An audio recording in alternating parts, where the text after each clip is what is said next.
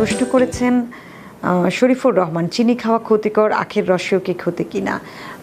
Basically আখের রস একেবারেই ভালো, যদি আখটাকে আপনি চিবিয়ে খান সেটা আরও ভালো। এটা হলো একেবারেই ন্যাচারাল, কিন্তু যখন আপনি আখ থেকে চিনি করে ফেলেন তখন কিন্তু আরেকটা প্রসেস হলো।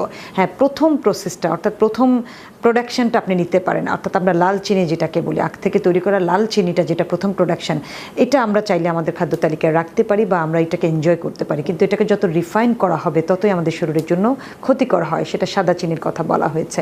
আর আখ আমাদের শরীরের জন্য ভালো, আখের রসটাও ভালো, কিন্তু এটা বেস্ট ওয়ে হলো যদি আপনি আখটাকে চিবিয়ে খান, চিবিয়ে রসটা নিজের মধ্যে নেন, সেক্ষেত্রে আপনার দাঁতেরও উপকার হলো, পুরো শরীরেই কিন্তু আপনার নিউট্রিশনটা গেল। কিন্তু যখন আপনি রস করে খান তখন কিন্তু আপনার দাঁতের ব্যবহার হলো না, তখন আপনি সরাসরি সেটাকে কনজিউম করলেন। যে কোনো খাবারই একেবারে ন্যাচারাল ওয়েতে খেলে